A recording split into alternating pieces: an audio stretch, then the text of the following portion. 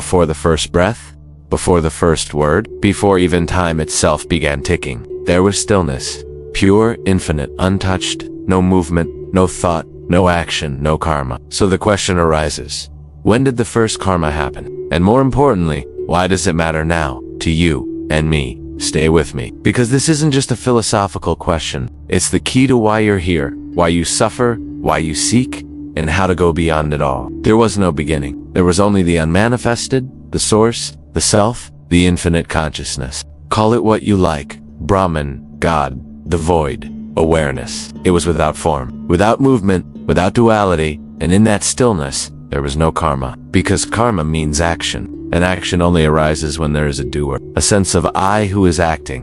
But in that eternal state, there was no I, only pure being, nothing to want, nothing to resist, nothing to act upon. It was the zero before the one. But then, something moved. Not physically, not in space, but vibrationally. A ripple of awareness stirred within itself. Some ancient scriptures describe it as a subtle desire. Let me be many. Let me experience myself. Let there be light. That ripple, that first movement was the first karma. It wasn't a sin. It wasn't a mistake. It was the birth of duality. Subject and object, observer and observed, doer and deed. The one forgot itself, just enough, to create the illusion of Tua, and so began the dance of karma. Let's pause for a moment. When we hear karma, we often think of reward and punishment, something good or bad coming back to us. But the original meaning of karma is simply action, movement, cause, effect. So the first karma wasn't moral, it was existential. The infinite chose to move, and that movement created the illusion of separation. From that came creation, time, space, matter, energy, stars,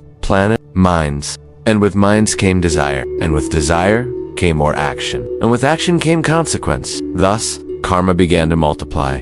One ripple became 1,000, then millions, then infinite. Now you might ask, what does that first ripple have to do with me? Everything. Because you are that ripple. You are that wave of consciousness, still moving, still seeking, still returning to its source. You, the one watching this video right now, are not separate from that first motion. Your story is the continuation of that first karma. Every time you desire, every time you act from that desire, you're riding the same wave that started eons ago. Your current thoughts, your relationships, your pains, your joys, all are echoes of the first action. That's why in Vedantic teachings, they say, you are not the body, you are not the mind. You are the self, pure and eternal. But as long as you're identified with the body and mind, you're living inside karma's echo chamber. Karma creates consequences. Consequences create experiences. Experiences create memory. Memory creates identity. And identity creates more karma. This is the cycle of samsara, the wheel of birth and death. The soul forgets, takes a body, acts out, desires, faces the consequences, and returns again, trying to remember what it truly is. The first karma wasn't a mistake. It was a choice. But once that choice was made, the soul entered a dream of becoming, of striving, of separation, and that dream still plays today. As your life, here's the deeper question. If karma began with movement, can it end in stillness? Yes, and that's what the ancient masters have always pointed to. Karma ends not when you stop acting, but when you stop identifying with the actor, when you realize that you are not the doer, but the witness. That's when karma starts to dissolve. The Bhagavad Gita says, one who sees an action, inaction, and action, in inaction, is wise. This is the secret. Stillness in the midst of movement, silence in the middle of noise, awareness within the doing. Then karma becomes like a wheel turning, but you are the center, untouched, unmoved, free. You're not here just to theorize about karma. You're here because your soul is yearning to wake up. Maybe you're tired of repeating the same patterns, attracting the same relationships, facing the same challenges, feeling like something deeper is missing. It's because karma is still playing out through unconscious action, but now you're becoming aware. And awareness is the beginning of freedom. Every time you choose presence over reaction, stillness over chaos, truth over ego, you are unwinding karma. You are returning, step by step, to the silence before the first ripple. So, when did the first karma happen? It happened when you, the divine consciousness,